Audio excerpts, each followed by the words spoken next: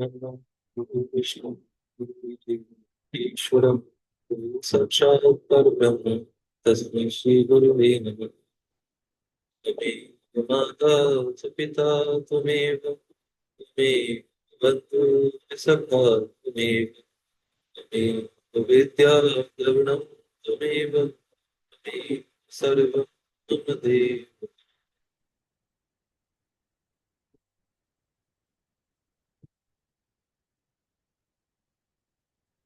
यहाँ से 12वां अध्याय प्रारंभ होता है। इस अध्याय में हिमवान का पार्वती देवी को शिव की सेवा में रखने के लिए उनसे आज्ञा मांगना, भगवान शिव के द्वारा कारण बताते हुए इस प्रस्ताव को अस्वीकार कर देने का वर्णन किया गया है। ब्रह्मा जी बोले, हे नारद, तदनंतर शैलराज हर्षित होकर उत्तम फल फूल का समूह लेकर अपनी पुत्री के साथ भगवान हर के समीप गए। वहां जाकर उन्होंने ध्यान परायण त्रिलोकीनाथ को प्रणाम करके अपनी अद्भुत कन्या देवी काली को हृदय से उन्हें अर्पित कर दिया। अब सब फल फूल आदि उनके सामने रखकर और पुत्री को आगे करके वे शैलराज शंभु से कहने लगे। हिमगिरी बोले, हे भगवान, मेरी पुत्री आप चंद्रशेखर की सेवा करने के लिए बड़ी उत्सुक है। अतः आपकी आराधना की इच्छा से मैं इसको यहाँ लाया हूँ। यह अपनी दो सखियों के साथ सदा आप भगवान शंकर की सेवा ही करेगी। हे नाथ, यदि आपका मुझ पर अनुग्रह है तो इसे सेवा के लिए आज्ञा दीजिए। ब्रह्मा जी बोले, तब भगवान शंकर ने यौवन की प्रथमा अवस्था में वर्तमान पूर्ण चंद्रमा के समान मुख वाली, विकसित नीलकमल के पत्र के समान आभा वाली, समस्त लीलाओं की स्थान रूप, सुंदर वेश से सुसज्जित, शंख के समान ग्रीवा वाली, विशाल नेत्रों वाली, सुंदर कर्ण युगल से सुशोभित, मृणाल के समान लंबी दो भुजाओं से मनोहर प्रतीत होने वाली, कमल कर कमल कली के समान घने मोटे कटी प्रदेश वाली, विवली युक्त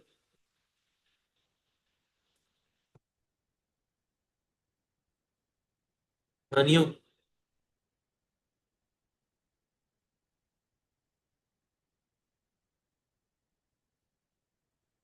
कन्या को देखकर उन महायोगी ने शीघ्र दोनों नेत्र बंद कर लिए और वे अपने उत्तम परम तत्व के तीनों गुणों से परे तथा अविनाशी स्वरूप का ध्यान करने लगे। उस समय सर्वेश्वर सर्वव्यापी तप करते हुए बंद नेत्रों वाले, चंद्रकला रूप आभूषण वाले, जटा धारण करने वाले, वेदांत के द्वारा जानने योग्य तथा उत्तम आसन में स्थित भगवान शिव को देखकर महात्मा हिमालय ने उन्हें प्रणाम किया। वे पुनः संशय में पड़ गए। इसके बाद वाक्य वेत्ताओं में श्रेष्ठ गिरीश्वर जगत के एकमात्र बंधु शंकर से यह वचन कहने लगे। हिमालय बोले, हे देवदेव, हे महादेव, हे करुणाकर, हे भगवान शंकर, हे विभो, आंखें खोलकर मुझ शरणागत को देखिए। हे भगवान शिव, हे शर्व, हे महाईशान, हे जगत को आनंद प्रदान करने वाले प्रभु, हे महादेव, मैं संपूर्ण आपत्तियों को दूर करने वाले आपको प्रणाम करता हूँ।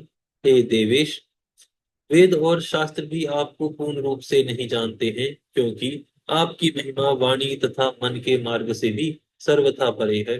सभी श्रुतियां भी आपकी महिमा का पार नहीं पा सकती। महिमा का पार ना पा सकने के कारण चकित होकर नीति नीति कहते हुए सदा आपका वर्णन करती हैं। फिर दूसरों की तो बात ही क्या कही जाए। बहुत से भक्त ही भक्ति के द्वारा आपकी कृपा प्राप्त करके उसे जान सकते हैं, क्योंकि आपकी शरण में आए हुए भक्तों को कहीं भी भ्रम आदि नहीं होता। अब आप दया करके इस समय मुझ अपने दास का निवेदन सुने। हे देव, हे तात, मैं आपकी आज्ञा से दीन होकर उसका वर्णन कर रहा हूँ। हे महादेव, हे भगवान शंकर, मैं आपकी कृपा से भाग्यशाली हो गया हूँ। हे नाथ, मुझे अपना दास समझकर मुझ पर कृपा करें। आपको नमस्कार है। हे प्रभु, मैं आपके दर्शन के लिए प्रतिदिन इस कन्या के साथ आया करूंगा। हे स्वामी, मुझे आज्ञा प्रदान कीजिए। ब्रह्मा जी बोले, उनका यह वचन सुनकर अपने नेत्र खोलकर ध्यान त्याग कर और कुछ सोच विचार करके देव देव महादेव यह वचन कहने लगे। महेश्वर बोले, हे भक्त, अपनी कन्या को घर पर ही छोड़कर नित्य मेरे दर्शन के लिए आप आ सकते हैं, अन्यथा मेरा दर्शन नहीं होगा। ब्रह्मा जी बोले। महेश जी के इस प्रकार के वचन सुनकर देवी पार्वती के पिता हिमालय सर झुकाकर शिव जी से यह कहने लगे। हिमाचल बोले, हे प्रभु, इस कन्या के साथ आपके दर्शन के लिए किस कारण से मुझे नहीं आना चाहिए, इसे बताइए। क्या यह आपकी सेवा करने में अयोग्य है? मैं इसका कारण नहीं समझ पा रहा हूँ। ब्रह्मा जी बोले। तत्पश्चात वृषभध्वज भगवान शंकर विशेषतः कुयोगियों का लोकाचार दिखाते हुए हंसकर हिमालय से कहने लगे। भगवान शंभु बोले, हे शैलराज, मनु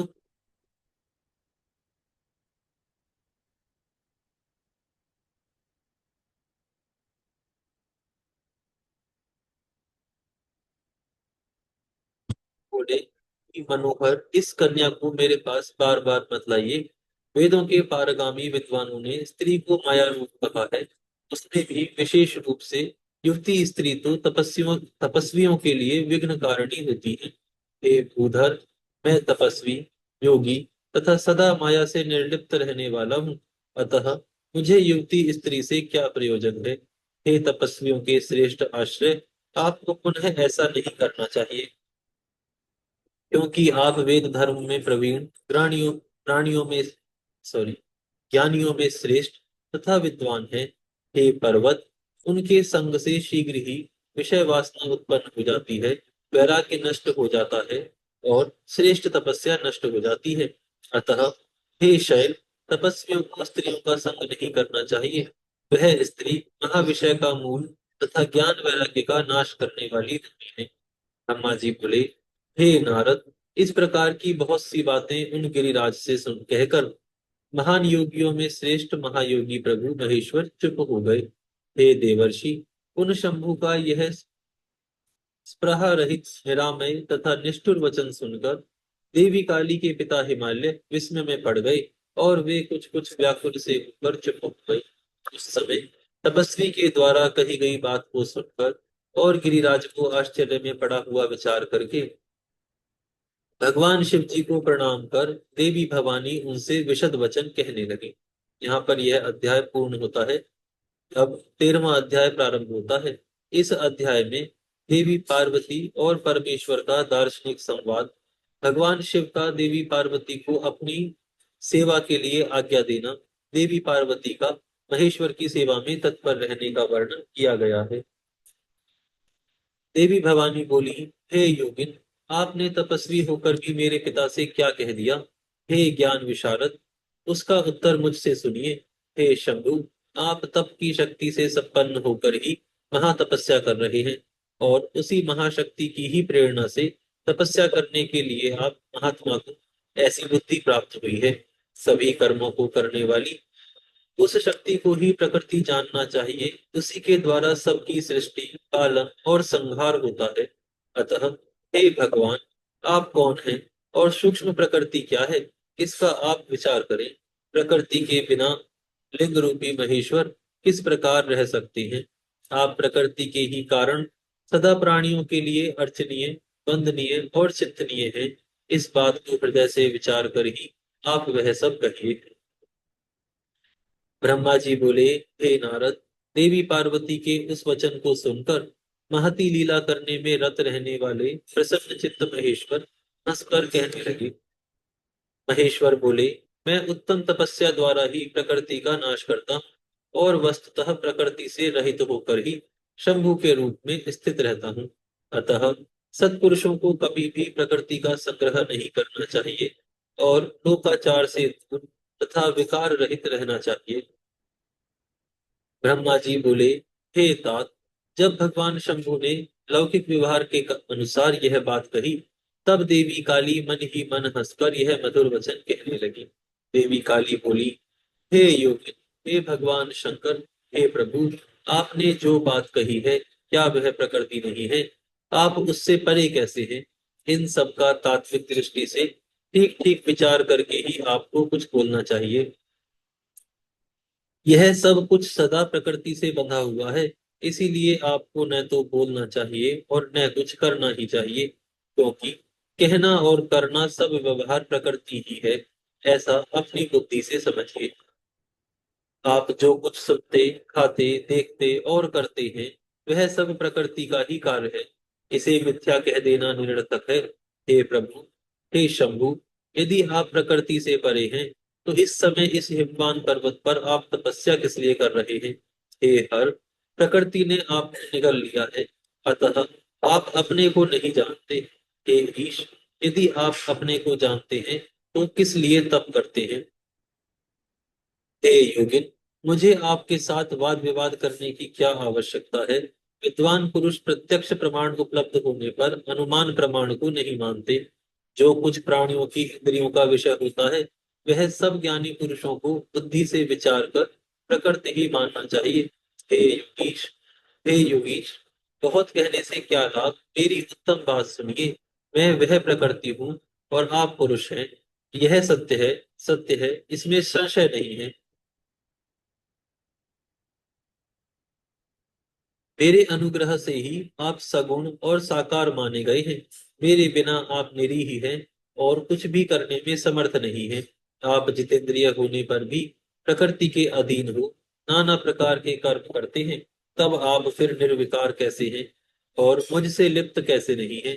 हे भगवान शंकर, यदि आप प्रकृति से परे हैं और यदि आपका वचन सत्य है, तो मेरे समीप रहने पर भी आपको डरना नहीं चाहिए। ब्रह्मा जी बोले, देवी पार्वती का सांख्य शास्त्र के अनुसार कहा हुआ वचन सुनकर भगवान शिव वेदांत मत में स्थित हो शिवा से यह वचन कहने लगे।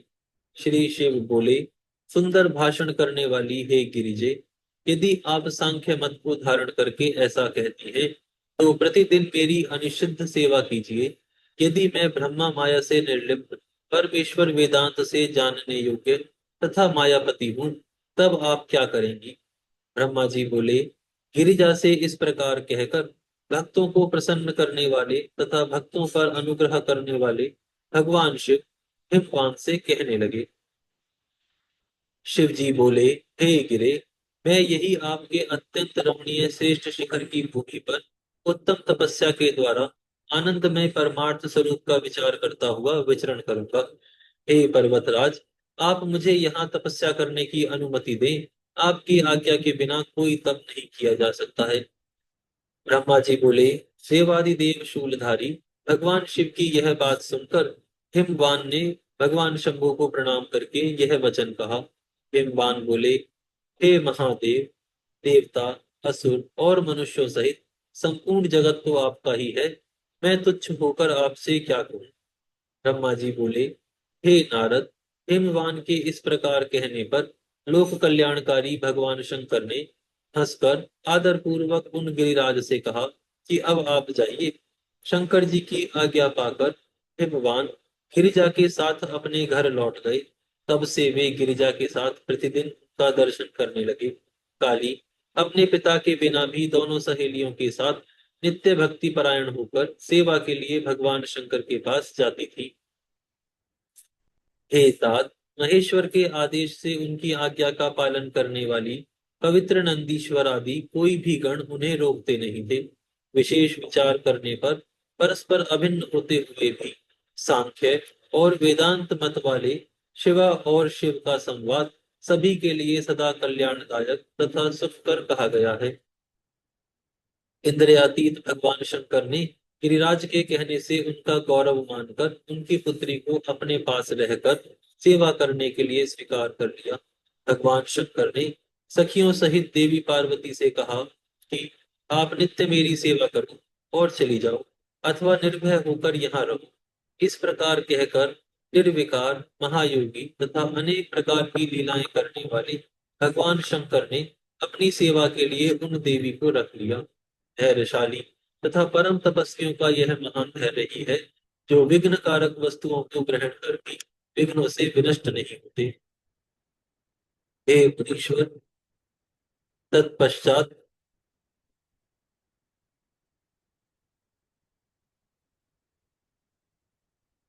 हे मुनीश्वर, तत्पश्चात गिरिराज अपने सेवकों के साथ अपने स्थान को चले गए और अपनी प्रिया के साथ मन में परम आनंदित हुए। भगवान शंकर भी आनंद पूर्वक ध्यान योग के द्वारा निर्विघ्न मन से परमात्मा का चिंतन करने लगे। देवी काली भी प्रतिदिन सखियों सहित भगवान चंद्रशेखर महादेव की सेवा करती हुई वहां आने जाने लगी। वे भगवान शंकर के चरणों को धोकर उस चरणोदक का पान करती थीं और आग से तपाकर शुद्ध किए हुए वस्त्र से उनके शरीर को पोंछा करती थीं। वे नित्य प्रति षोडशोपचार से विधिवत भगवान हर की पूजा कर बारंबार उन्हें प्रणाम कर अपने पिता के घर चली जाती थी। हे मुनि सत्तम, इस प्रकार ध्यान में तत्पर भगवान शंकर की सेवा करती हुई उन शिवा का बहुत समय व्यतीत हो गया। वे कभी अपनी सखियों के साथ भगवान शंकर के आश्रम में ताल से समन्वित प्रेम वर्धक सुंदर गान करती हूँ। आज यहाँ विराम करते हैं, फिर कल से प्रारंभ करेंगे।